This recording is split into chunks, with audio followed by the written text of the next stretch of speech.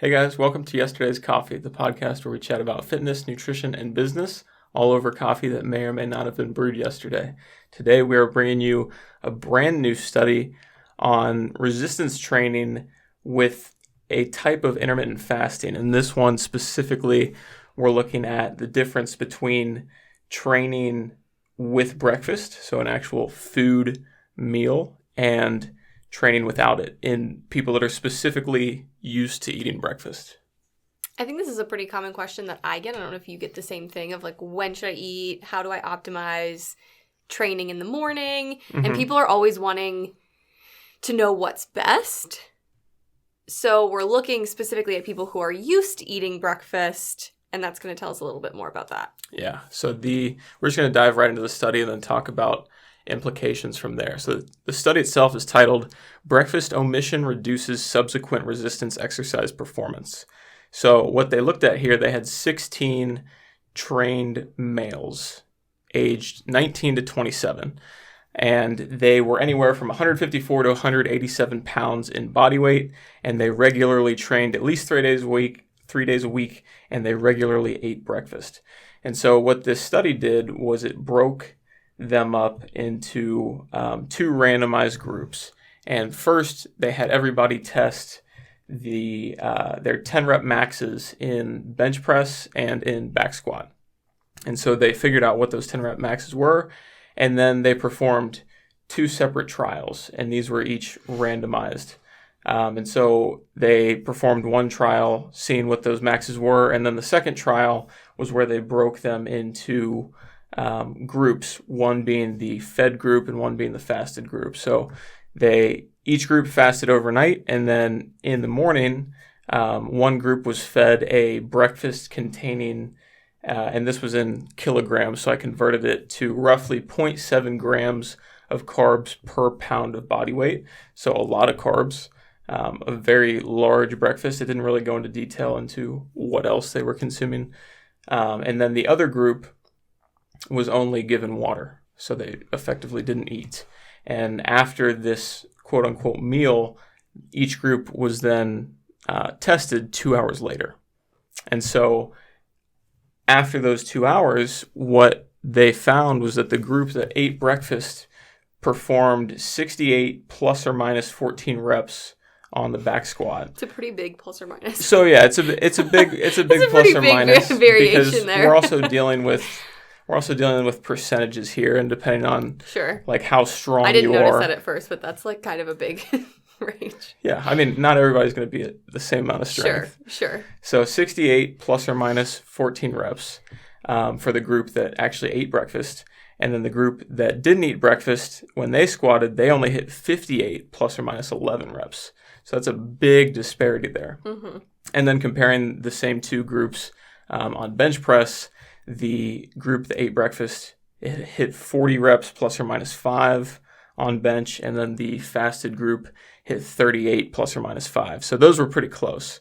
But there's no question that the squat group was significantly stronger in the fed side of things versus the fasted side. Yeah. So the groups of people that they chose, because I didn't read all the details of the study, did they give an amount of calories of what this meal was that they were feeding these people?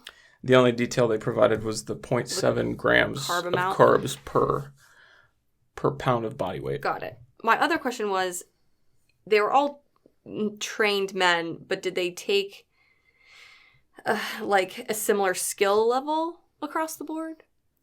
No, not to my knowledge. Okay. So it was, and I can't remember what the specifics was, maybe at least like 2 years of training. If you look at the sample size, mm-hmm. the biggest guy in there was 187 pounds. Sure. So not exactly huge people trying this. Yeah. And they regularly ate breakfast, and they were regularly training at least 3 days a week prior to coming into the study. Okay. So this is very much a picture of the average person, I would say. Yeah, the average resistance trained male. Yeah. I would say this falls, 90% of people probably fall into this category. Okay. Of they've trained for a couple of years. They're doing it fairly consistently at regular intervals. Not everybody eats breakfast, but these people regularly ate breakfast. Mm-hmm. And so it's interesting because in some case, in some respects, it's not that interesting because if you have something that you do habitually, so in this case, train fed in the fed state, and then you remove that, it's not necessarily that surprising that would have implications on your performance. Because if your body's used to having nutrients coming in at that time, when you're trying to push yourself, then when you take those away, there's bound to be some sort of negative side effect to that. Yeah. Well, and I think it just underlines the fact that every person is different and there's no right way. And again, I would like to see this kind of study done in people who regularly fast, because I do, I have had clients over the years who tell me that they consistently feel better when they train fasted.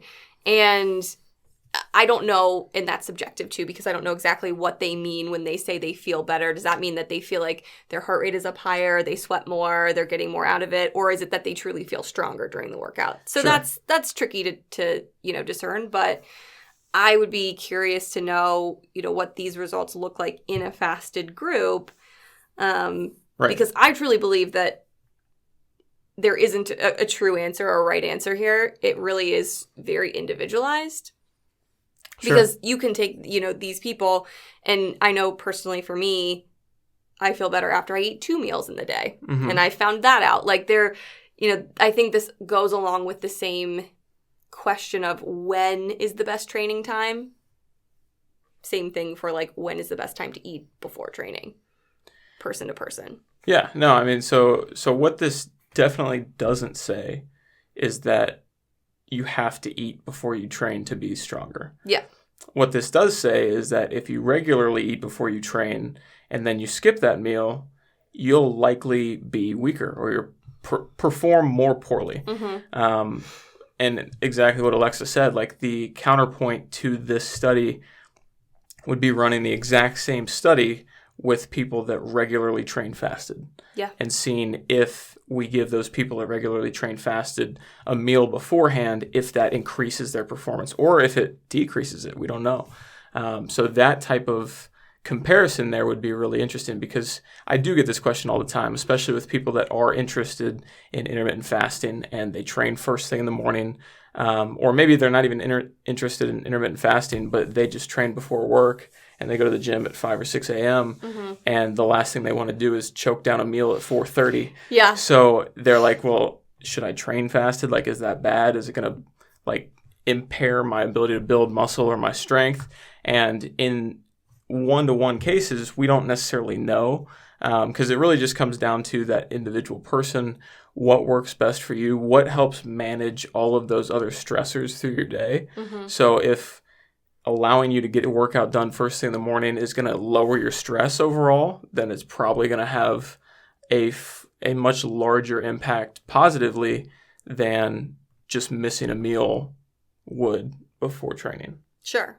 Well, I think it also proves the importance of consistency, right? When your body's in a routine with something, you don't just want to mix it up for the sake of mixing it up and it's almost like we try to get people to be consistent for a reason. Right? Yeah, because it works. And I think it also, because I think this is interesting because intermittent fasting is really popular right now. And you're right, a lot of people are asking about it. A lot of people are curious about it. And if your goals are strength or muscle building related, I would say that if you're somebody who normally eats breakfast, intermittent fasting is not in your best interest. Not in that respect, at least. Not in that respect, exactly. Yeah. So if you're training in the morning, you wouldn't want to just mix it up because you are curious to try intermittent fasting. Mm-hmm. It's really not going to be helpful for you. I would say if weight loss is your goal, that gets a little bit trickier because shortening your eating window we know can be beneficial. But also if you're going to get less out of your workout, you kind of have to weigh it's a balancing act, the pros and cons there. But there's also different ways to do intermittent fasting. So absolutely. I prefer the fast through the morning. Typically have my first actual meal around noon. And then maybe my last one's around 10. I'm not super strict on it because I don't really care about the window that much. Mm-hmm. But we'll say I typically follow around a 10-hour window. Whereas you could just as easily, if you prefer to eat in the morning and then go train, you could move that window up earlier in the day, and maybe your last meal is at 5 or 6, and you're still doing an intermittent fast. Sure. It's just front-loaded instead of back-loaded. Well, and I think that the more research that comes out, it's intermittent fasting is beneficial for a lot of things. So, yes, it might be good to regularly work it in for you, but you also have to measure it against your goals and what you're really trying to get out of it. Yeah. Which I think is the biggest takeaway here. Yeah, I mean, the only reason I would say you wouldn't want to intermittent fast is if you're having trouble gaining weight and building muscle. True. That's pretty much the only negative I would see I think it comes down to schedule. It comes down to goal and schedule, whether or not intermittent fasting makes sense for you. But I personally believe that every person can benefit from intermittent fasting in some way based on like the metabolic effects that it has and the inflammatory or inflammation suppressing effects that it has. Well, and just that time span where you're resting your digestive system. Well, yeah, exactly. That like goes along with those benefits. Yeah. Because I don't know that there's too much of a difference metabolic-wise. Well, I'm talking metabolism in the sense of just like all of the cellular reactions happening. Okay. But as far as like more calories aren't being burned. No. Just because you started No. fasting. And that's not what I mean by metabolic effects. Because remember, the metabolism isn't just like calories, right? Well, tell them. Your metabolism is your entire energy management system, right? So there are certain studies that show that intermittent fasting and resting the digestive system can have positive effects on how your metabolic system functions, but not necessarily those positive effects being more calories burned. Got it. Does that make sense? Yeah. Yeah. Because that's the first thing I always think of is calories burned when you're talking metabolism. Yeah, no, your metabolism is your energy management system. It is not 1,800 calories, 2,000 calories. It's not just calories. Your metabolism manages calories, but it is not just calories. Gotcha. Yeah. I think that's all I have to say about this study. Yeah. It's a cool study. It's interesting. I think they're doing more and more studies on intermittent fasting. And so it'll be interesting to see what they come up with in the next year or so. Well, and that is kind of the funny part about nutrition and fitness in general is you only get studies going for these things when they become popular. So like the trends are always way ahead of the science. Which, is kind of sucks because that'll never not be the case. Well, yeah, because people aren't going to dump money into something that nobody has an interest in. Right, is the problem. You're not going to spend millions on just this idea of a diet that nobody cares about. No, exactly. So yeah, it's just kind of funny. So by the time that we know everything there is to know about intermittent fasting, keto, nobody will be doing any of them because they'll be on to the next thing. So. Yeah. But it's always nice to have the science afterwards. Yeah. So it's nice to see what's like actually being beneficial, I guess, at the end of the day. Well, we'll continue to learn more. I'm still a huge fan of intermittent fasting myself, but I always train after I've eaten. And it's typically do train probably 2 hours after my first meal, which is first meal's around noon. I typically train at 2 in the afternoon. So yeah, it lines up pretty perfectly. Yeah. I'm the same. I feel like I have the most energy after a couple meals, like right in that afternoon period. But I know that's not realistic for everybody. Right. I get that. Not everybody has that flexibility. The only training I can really do fasted is low intensity cardio. Which makes sense because you're basically just using fat at that point. You're not burning through many carbs doing that. You can get up and walk pretty easily. Hope this was useful for you guys, especially if you're following intermittent fasting or looking to get into it. So I hope you enjoyed it. If you've got anything that you'd like us to cover in the future, feel free to reach out to myself at hypertrofit.com. You can find Alexa at therootedrd.com, and we will see you guys again next week. We'll see you guys next week.